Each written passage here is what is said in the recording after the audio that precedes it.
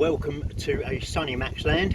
Thought I'd do a quick video, haven't done one in ages, and what I wanted to do after seeing some comments on Facebook was address the issue with the rear calipers on the C-Max.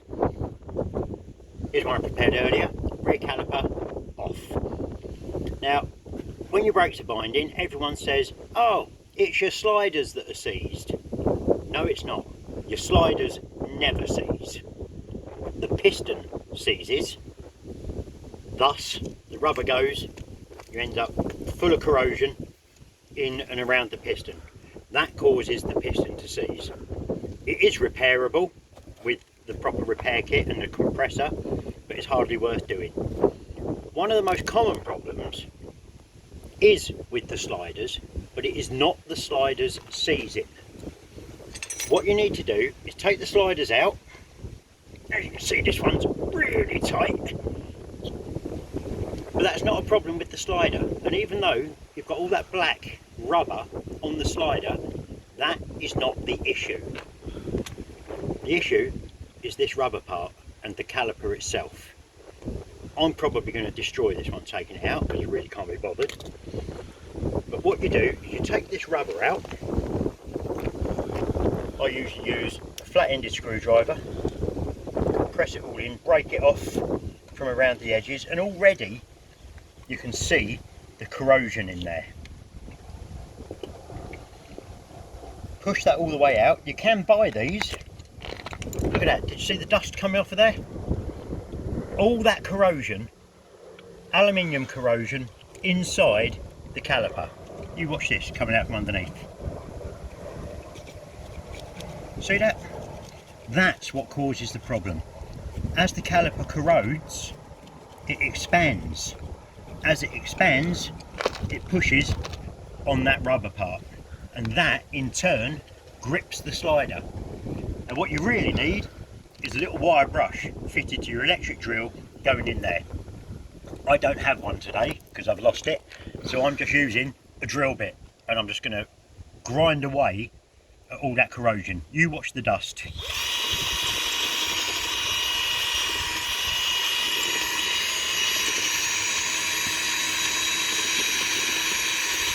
How shocking is that? And all of that is causing expansion and causing it to grip the rubber and compress it onto the slider.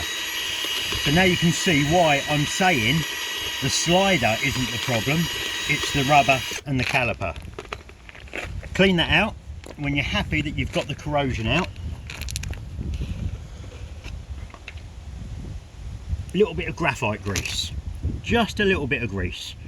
Now, those who know me know I'm not a fan in any way, shape or form of putting grease anywhere near brakes. What does grease do? It attracts dust. What does dust do? Gums up and causes problems. This is the only place I will use grease on a caliper.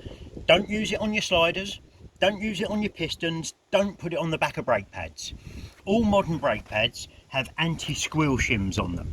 A little bit of padding that's stuck to the pad. You don't need grease anywhere other than in there. Clean the crap off the rubber if you're being a cheap git and not replacing them. Clean that all off. You then refit the rubber or put your new one in, and you'll see how easily that goes in. Look at that, lovely. I'm not even going to wire brush this, I'm just going to use a screwdriver to get the worst of that rubber off.